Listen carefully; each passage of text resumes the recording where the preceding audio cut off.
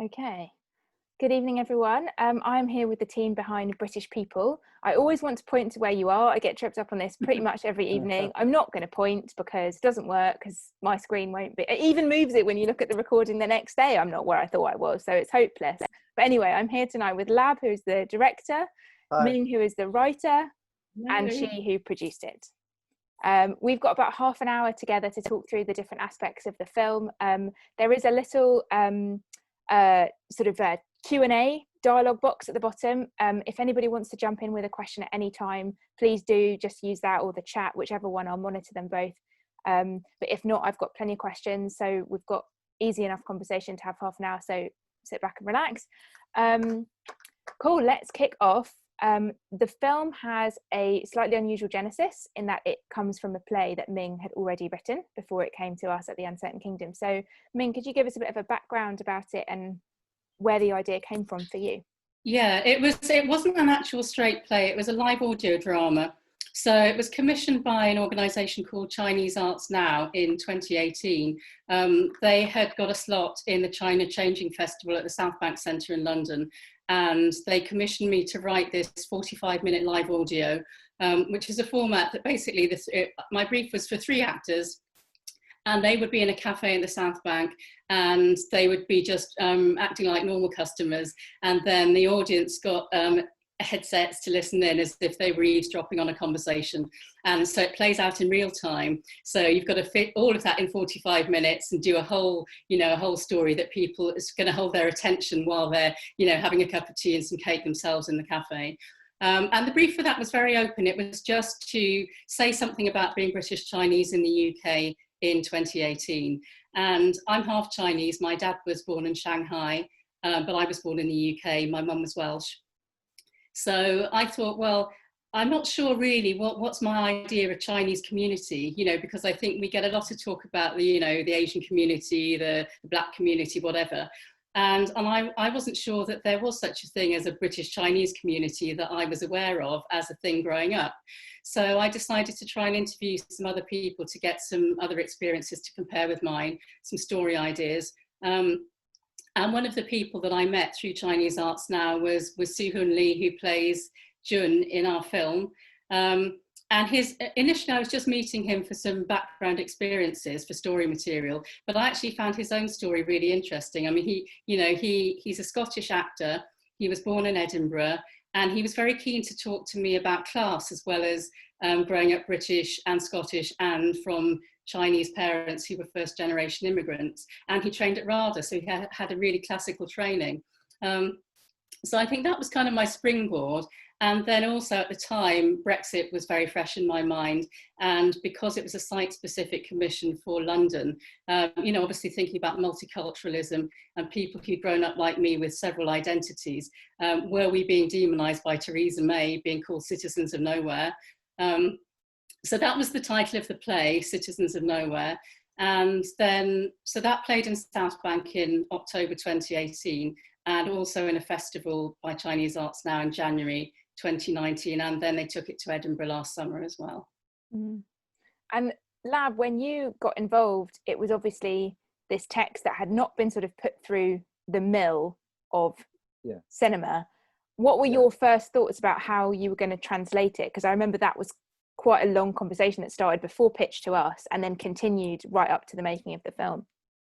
Yeah, I mean, I think my job really was to come in and facilitate the project so that it would make the transfer to the screen in a sort of clear and in a clear fashion. And I was really aware that that it existed already as a text, and so really I had to be very, very careful in how I approach the project. Obviously it's Ming's baby, but but then again, I think it's really good to have an objective viewpoint, which I was, and also it kind of helped because I don't deny the fact that I'm, of the 3 in the team, I'm the least political. So I think it's quite useful for me to come along as an outsider, if you like, and try and make fashion the project into something that the man on the street can can watch, you know. And so I think a lot of the work I tried to do was just to try and clarify the story.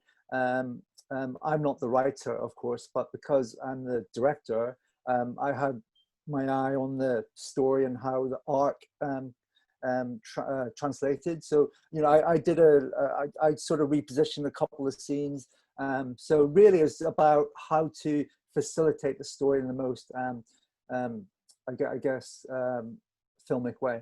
Mm. And what brought you to the project? What drew you to it?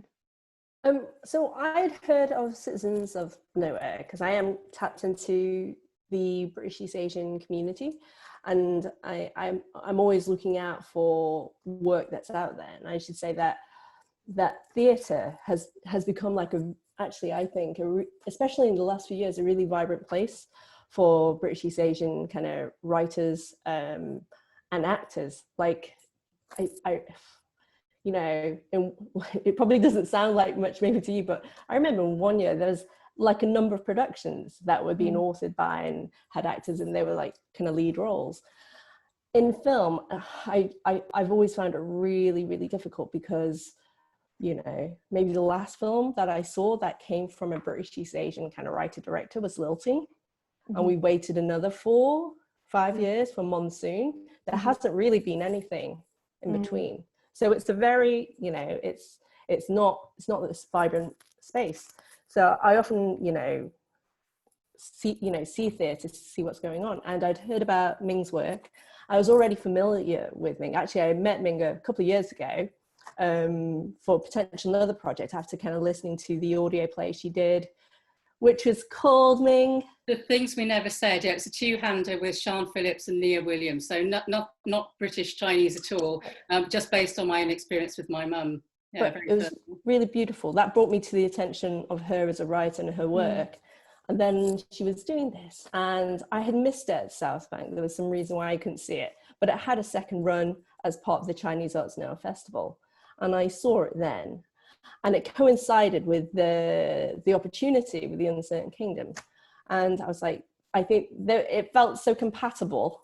I was like, we have to have a go at this. And I just finished working with Lab on Automat, which was basically like a story about what it's like to work in a fulfillment center and how dehumanizing that is. And we put in the application together. It came from that, really. And I suppose I would love film and TV to be as vibrant as theatre for British East Asian kind of stories, but it probably stems from that. And I loved Citizens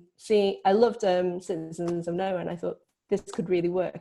But clearly it was adaptation because we were taking a story that was 45 minutes into something that was 15 minutes, and it couldn't be an adaptation. It had to be something else, but still true to that DNA. Absolutely. Yeah. I mean, there was so much there. I remember in the pitch, because there's a whole family history, because it had already been written in such a longer format. And I know that even from a 45-minute, Ming will have had lifetimes, you know, in her mind. So you're sort of filtering it down and down and down. And a lot of my impression of how you guys were doing that was figuring out what those reference films were. And I remember Aaron Sorkin films being a big reference. And I wondered, Lab, if you could talk a bit about that and why they worked for you and like what you were getting from them. Yeah, I'm. You know, you talked about references, but really, my challenge as a director was to because it's obviously based on the play, and the script itself is quite wordy. You know, it's about the word. It's about the word on the page. So really, I had to try and, I guess, fit all that in, but make it interesting visually. So one of the reasons why, I guess, she asked me to come along was that as she said, worked on the project before, but actually I've directed 2 out of the 3 actors before, you know. A couple of them I've directed 2 or 3 twice, you know, so I knew the actors really well. So it's really about trying to bring the script alive. So really my job was quite, I mean, it was quite pedantic, really. It was about how to best record the words and that were being said by these actors I knew very well, but within a very, very strict timeline. So it's quite prosaic. It's all about getting everything shot and delivered and edited within that. You know, we only had 3 or 4 days. You know, so it was tough technically. I did have fun doing the flashbacks. You know, now Ming will tell you that she wrote them in a very visual way already. But I'll tell you a little story because it is a good story. But Ming had it in her head that she was very, very specific about not seeing anyone in the scene, in the flashback scenes, other than the 2 kids. So we had a scene with a headmaster, we had a scene with a mother. So as a director, it was quite an interesting challenge for me because I had to direct a scene where I wasn't really allowed to show the faces of some of the people in the scene. We managed to work together, didn't we, Ming, and come up with an interesting visual solution. So, but that was actually quite good fun to work within those parameters and try and be faithful to Ming's vision. The rest of it was really about trying to just make sure that we got all the dialogue in within that time frame. I think you're being a little bit modest there in your assessment of your directing, but I will let it slide just because we don't have huge amounts of time. Can you talk to us a bit about the challenges of production, because short films are incredibly difficult, and you're trying to wedge all of this stuff into the film. So what were the kind of day-to-day things that you were dealing with? Well, I mean, I'll be honest, Lab and I had come off, I think, what was a very, very difficult shoot beforehand. And maybe because of that, British people, in terms of like delivering the production, felt so much easier. That's nice to hear. So it was actually, I was very happy to be on one location. Like, that was so great, with enough parking, enough toilets. So it was like, in that way, it was like production was a kind of walk in the park, and it was a very stripped back kind of crew. So in many ways, I would say the production, I kind of felt was like, you know, it was fine. I think the hardest challenges that we faced were very much in development, because we had the legacy and adaptation. You know, that process brings in its own kind of challenges. And I think because it was a very dialogue driven film, you'll know this because you saw the scripts. All our scripts were like really quite long. And bringing that down to the 15 minutes without losing any of the story, because a lot of the story is carried by the dialogue, and Ming's actually very precise with her writing. Like every word in that bit that someone says, like there's several things happening. So, you know, the language is very muscular. So it wasn't like, if we cut like this bit here, it changes everything here. So like how we like, you know, that was hard, I would say. And development was tricky, but production, I hope you both agree, the production was pretty nice, wasn't it? Yeah, it was very tight though. I mean, it was very tight, but it was like, you've got to take a great deal of credit for that too, Chi, because it was 3 days, and those 3 days were absolutely crammed full from the first minute to the last minute, weren't they? You know, there was no slack at all, you know, and it was a lot to fit in, because it was so dialogue based, it's all in the performances. So really you've got to, you know, spend the time getting all of those nuances, and I think that's very challenging in a very short shoot. You know, but we got there. Can I also add that it's fun to work with Georgia and the execs, because, you know, right from the start, you guys, Lab, you're going a bit, and you're quite hands off, you know? Yeah, we're losing you a little bit there, Lab. Sorry, could you just go back say on that again? Yeah. Okay, sorry. Right. It was really welcome, the fact that you guys engage with the project and engage with Ming's vision right from the get-go, you know, and you were quite hands-off. You basically said, we have faith in you guys, and you just let us basically realize our project, you know, and that was really helpful. And then when it came to the editing, actually, you had very precise ideas as well. So you were very helpful in the editing. So, I mean, I enjoyed that process as well, working with Uncertain. Yeah. I would add to that. I mean, Georgia knows this because I've written it to it and I've tweeted about it. It was very lovely. But the editorial process I found in the development and in the post-production was actually top notch. Like, probably one of the best experiences I've had on a short film. Thank you. That's very kind of you. But I know you've been through a few short film schemes yourself. I've had a few sets of notes. Yes. Yeah, exactly. It was really good. But I think I have to sort of explain why we were able to give a nice situation, which is that unlike a lot of times when people are giving out money for short films, where there is a more specific kind of talent development agenda, we had very specifically gathered together people that we already had confidence could deliver a film, and there wasn't so much kind of growing up of talent. So you're able to deliver notes, and because the whole objective was to give filmmakers final cut, you know, we really didn't want that. You're able to deliver notes which say, you know, at the top in bold, if you haven't already said it on the phone and said it in person, the whole thing, all your notes are take it or leave it. You know, this is just our 2 cents. And I think that completely changes the atmosphere of giving notes, because there's you never have to come to that meeting feeling like, oh, I'm about to crush their film. And, you know, as a team member, hopefully you don't come to that meeting thinking, oh God, are they going to say something and then I'm going to have to crush my film, you know? And I just think it makes life so much, you know, it's easier to be better to you just because we already have that environment. But anyway, what I was going to ask was, Ming, what was it like for you going down that 45-minute to 15-minute funnel? Yeah, I mean, it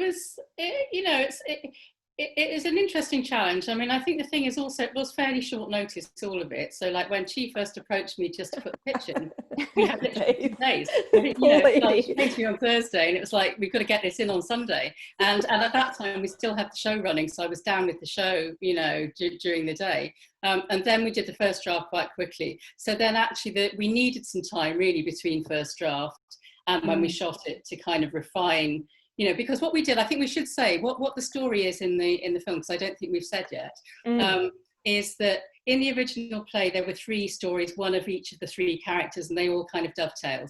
And obviously we couldn't do that in 15 minutes or less. So we looked at what was the story that was most pressing, that allowed us to explore most of the key themes that we wanted to discuss. And that was the story of Jane Lowe, who is played by Jennifer Lim in both the play and the film. And she is a young, successful businesswoman who has decided that she wants to stand as a Tory candidate in a by-election. And she's already been involved in politics at kind of local level, but this is the first time that she stepped up to actually put herself in the ring. And this is the night, so in the original play, it was a whole, the timescale was different. She was discussing that decision with her brother and her mother, and they had their own stories. So we decided we wanted to make this really immediate for the film. And we were going to do it on the night of the hustings, where she's giving her pitch to her local Conservative association, and her brother and her mother turn up there. So it kind of compresses all of the kind of conflict that those 3 characters have about what she's decided to do and why she's decided to do it. And we play it all out on that evening before she goes and makes her pitch. So obviously, you know, it's a process of kind of pare it down. How can you say as much as you need to say in as little, you know, in as few words as possible? But, and I think, you know, I had to be honest that it was a dialogue-based piece of work. You know, it was never going to be a totally visual idea. We would have had to have made a different film if we were going to try and do that. So, I mean, along the way, we did discuss that. Should we try and kind of cut a third of it, you know, and make it into a much more filmic experience? But, you know, given that the whole idea of it was to tell that story and to explore the political ideas and the family conflict, we decided in the end that actually we would be wasting time trying to make a different film, and what we should do is just try and, you know, be really strict about the least that we needed to tell that story within a filmic format.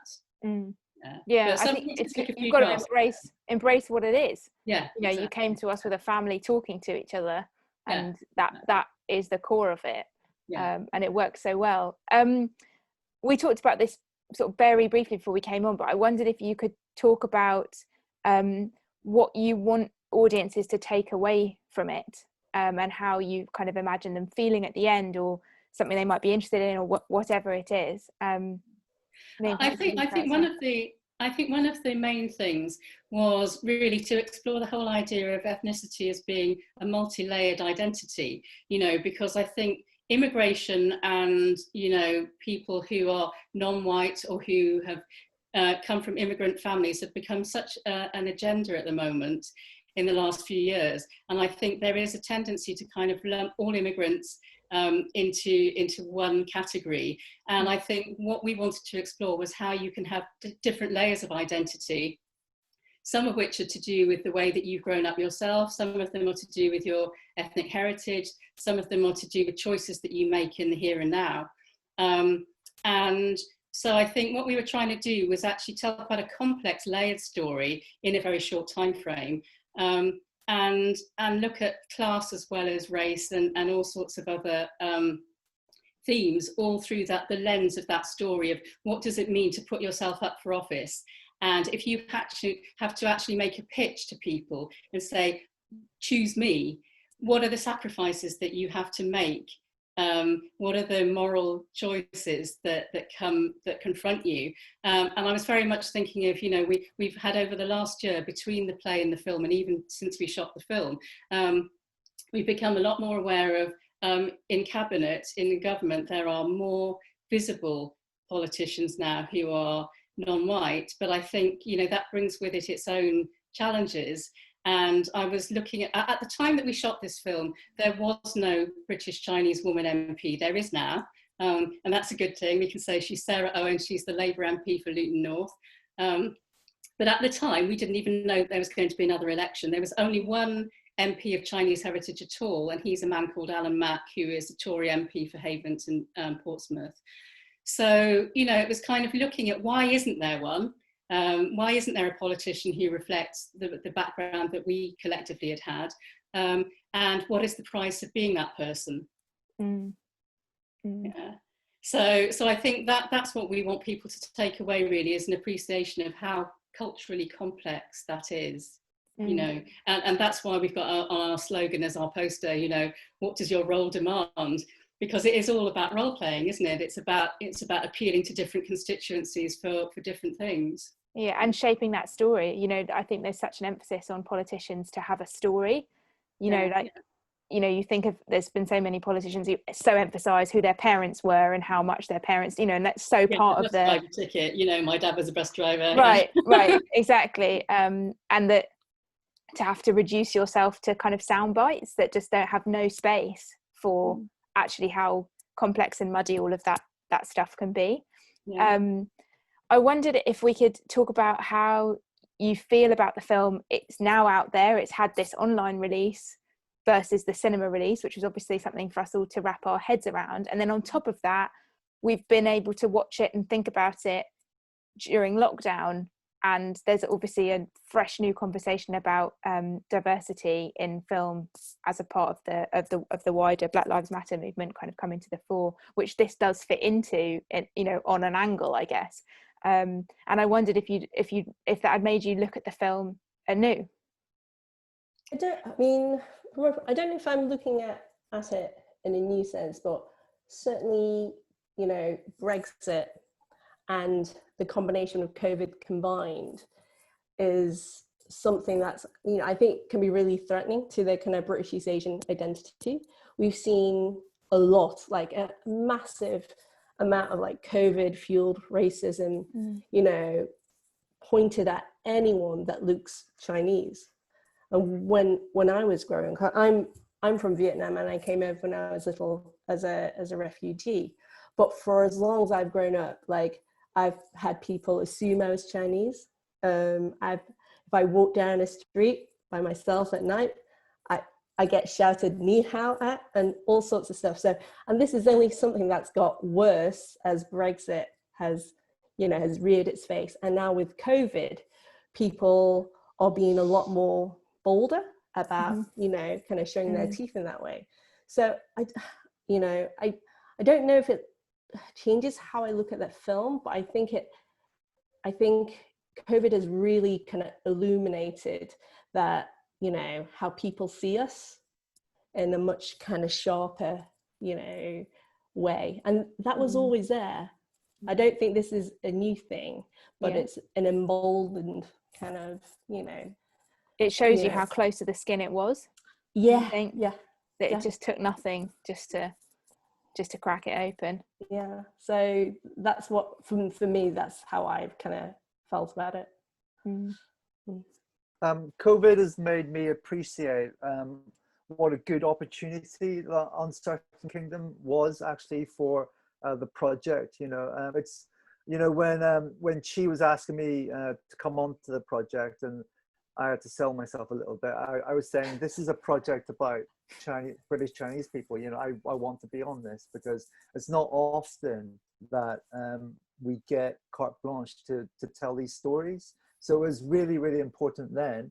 And then COVID happened, and you know, for a few months it wiped out the whole of the film industry. It wiped out the theatre industry, and it's you know, it's so hard to. It's much harder even now to make diverse work.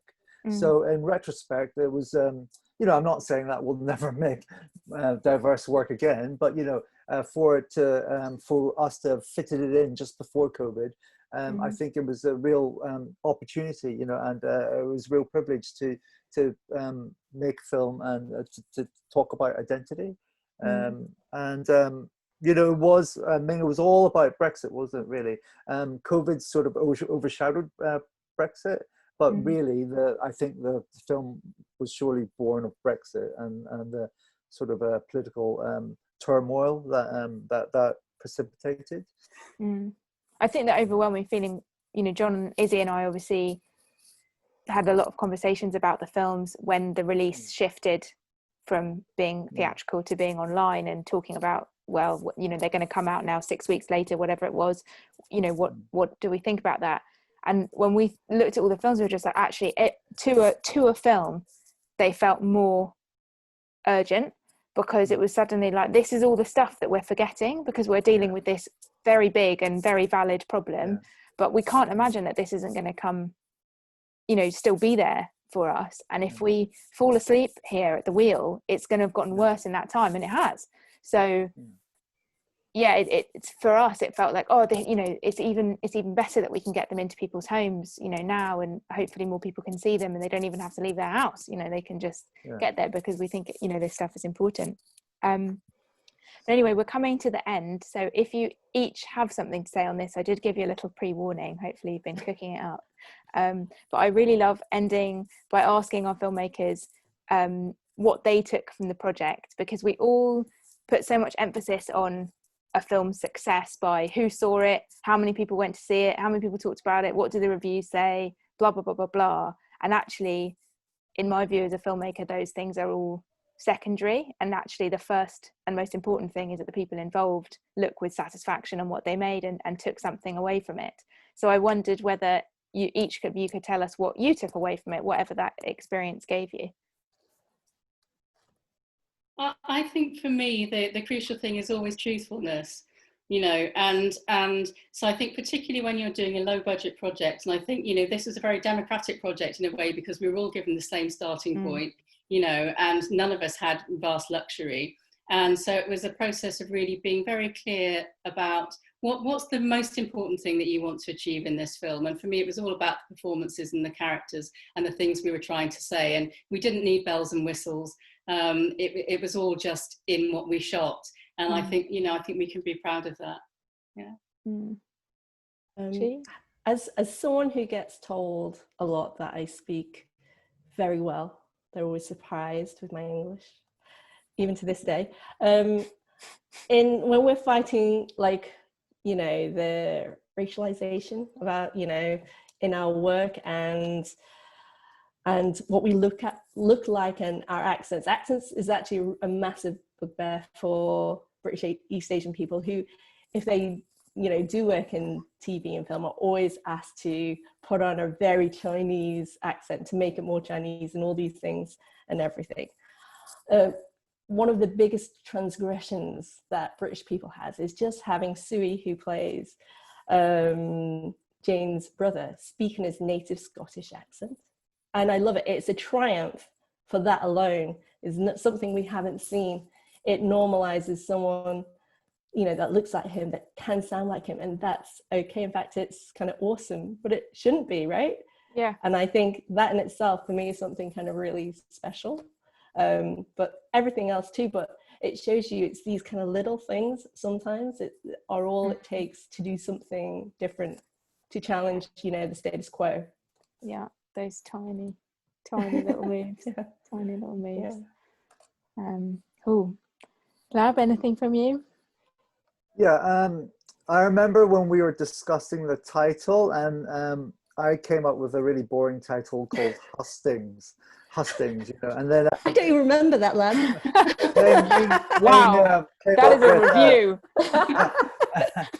She came up with British people, and I think she really did us a favor, because for me, the British people as a title sums up the whole story. Basically, it's politics with a small p, and it's giving a little bit of a voice to this segment of British people that that generally don't have much of a voice, and a